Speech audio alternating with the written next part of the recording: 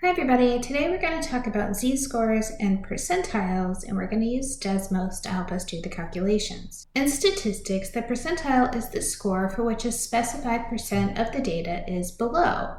For example, in a standard normal distribution, we might want to know the z-score for the 84th percentile. From the 68, 95, 99.7 rule, we know that 34% is between the mean and one standard deviation to the right of the mean. We also know that 50% is to the left of the mean. When we add 34% to 50%, we get 84%, which is the 84th percentile. And because we went one standard deviation to the right of the mean, we have a z-score equal to 1. But what if we wanted to know a different value, like the 98th percentile? We can't use our empirical rule, so we need to have a different strategy, which is where Desmos comes in. In Desmos, we can type in normal dist. We're using a standard normal distribution, so we're happy with the mean of 0 and the standard deviation of 1.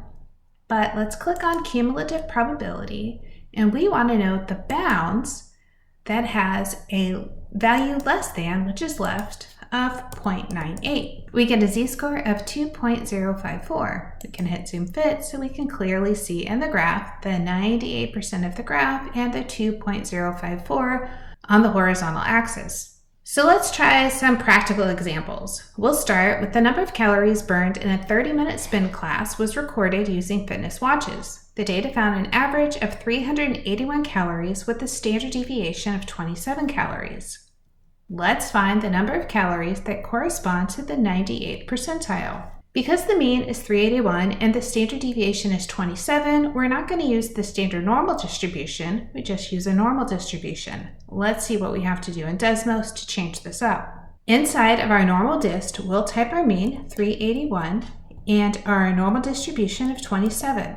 Let's hit zoom fit to look at our graph. Because our last calculation was the 98th percentile, we didn't need to change anything else. We can see that the 98th percentile corresponds to 436.5 calories.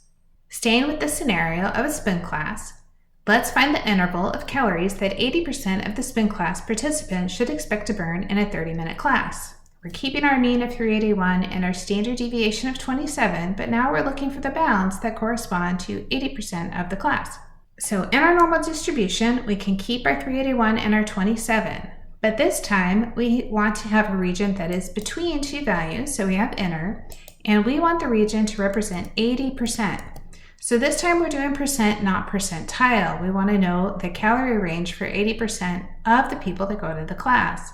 Our low is 346.4 and our high is 415.6. So 80% of the people that come to this spin class will burn between 346.4 and 415.6 calories. Let's try a different scenario. An entrance exam for an elite training school has an average score of 127 with a standard deviation of 11. Let's find the score needed to be in the top 5%. Back in Desmos, we want to change our mean to 127. Our standard deviation was 11. We can zoom fit again. We want to go to the right because we want to be in the top 5%, so we only want 5% greater than our number. So we'll put a percent of 0.05, which says the score would be 145.1.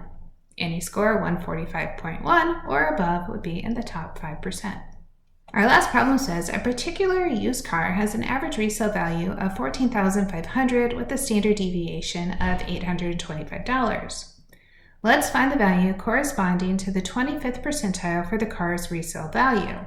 Again, we'll readjust our normal distribution. We'll put in our mean of 14,500 without any commas for the thousand separator. Then we'll put in our standard deviation of 825. Let's readjust by hitting zoom fit. Now we need to adjust and say that we're going to find the bounds.